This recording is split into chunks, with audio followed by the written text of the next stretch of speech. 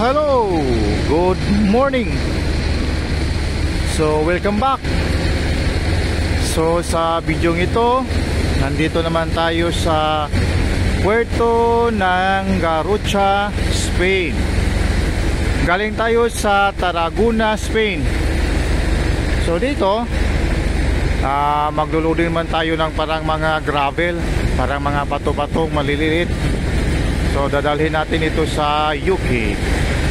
So for now, ipasilip ko sa inyo yung kapaligiran dito sa Puerto ng Garrucha. So ito yung Garrucha City. Yan, sa Spain. Ganun pa rin, pare-pareho din sa Tarragona na maraming mga parang mga condominium. So ganito, no? Tapos yung Garrucha Port, maliit lang siya at lalagyan ng puerto. Nilalagyan lang talaga ito ng parang breakwater walling, no? Walling para lang di masyadong makapasok yung mga malalaking alon. At saka nag-iisang barko lang kami actually dito ngayon, naglo-loading.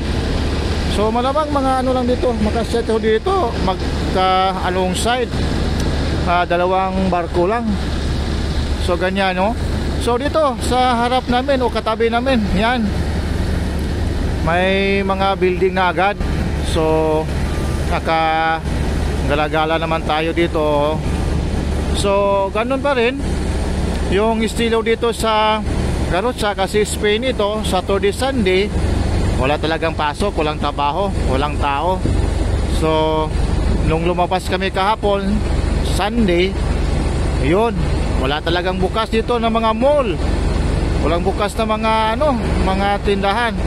May mga maliit na mga store yung 24 hours, yung mga lang, mga Indiano, mga Chikwa, yon bukas sila. Karamihan bukas ito, mga restaurant, bar, pag ganyan, kasi yan, relaxing time naman sa mga taga Spain talaga yung Saturday at saka Sunday.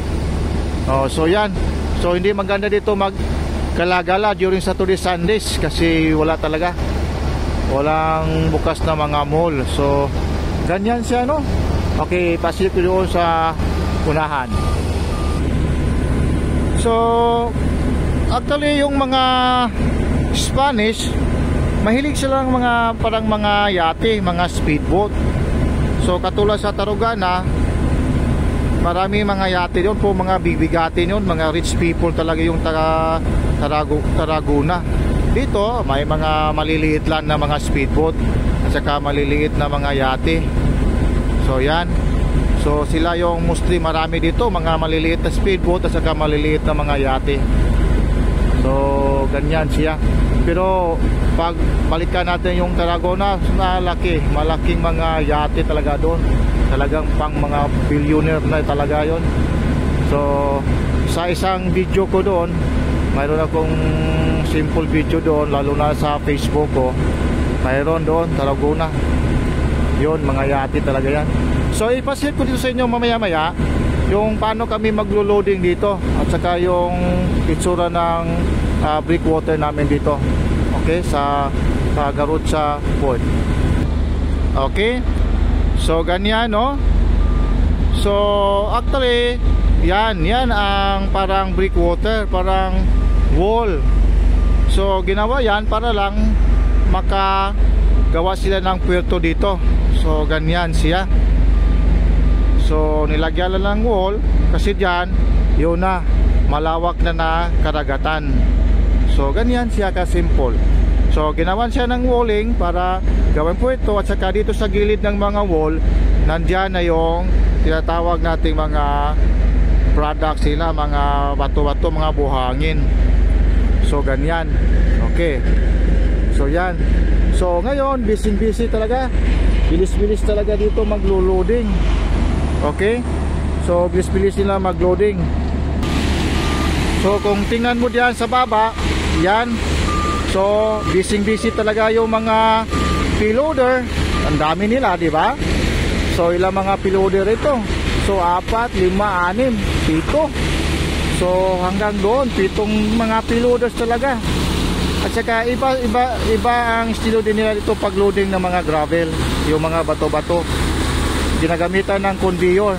So bawat bodega may isang conveyor at saka dalawang ano pala ito, dalawang payloader pala. So ibig sabihin 8 yata ito. Hindi ko manong 8 talaga, 8. So 8 payloader pala ang nagtutulungan, dalawang payloaders bawat conveyor. Kaya mabilis talaga. So ipasitusin nyo dito. So ganyan mag-load. Okay?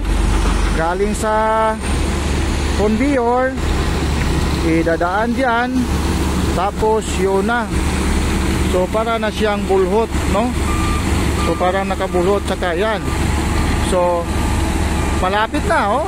Dali-dali lang. Anong oras pa ngayon? Break time namin ngayon, alas 10 na ng umaga. So hopefully this afternoon tapos na ito. Puno na itong 4 na bodega namin.